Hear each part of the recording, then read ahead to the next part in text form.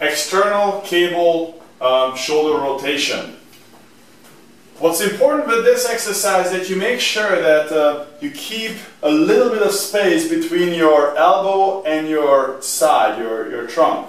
Okay, so you do not want to jam your elbow too close to yourself. You set up the cable unit so it's about, shoulder width. You're going to be very weak in this exercise, so I would recommend to really use a little weight for it. Have a little space between your elbow. Keep your elbow 90 degrees and externally rotating. See how my elbow doesn't really travel.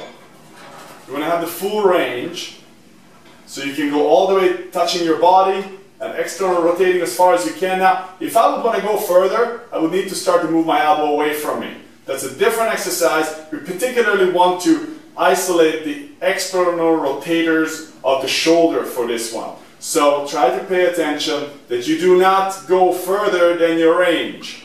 Your range might improve as you get better at this exercise. You will be surprised the intense kind of pain you will experience in the back of the shoulder all the way to the front here. Okay, because the rotator cuff muscles are attached to your shoulder blade essentially, and they go all across and stabilize your upper arm basically in the socket of your shoulder. Okay, so this is external rotation, elbow 90 degrees, and just rotating like so. Now there is another version of this if you don't have your cable unit and you want to use a dumbbell.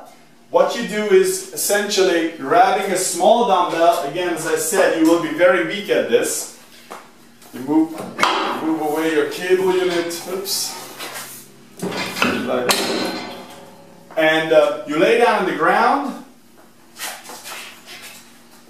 and you do external rotation with the dumbbell. So you lay down and again there's a little space in between you and your body, and then externally rotate. The same movement exactly.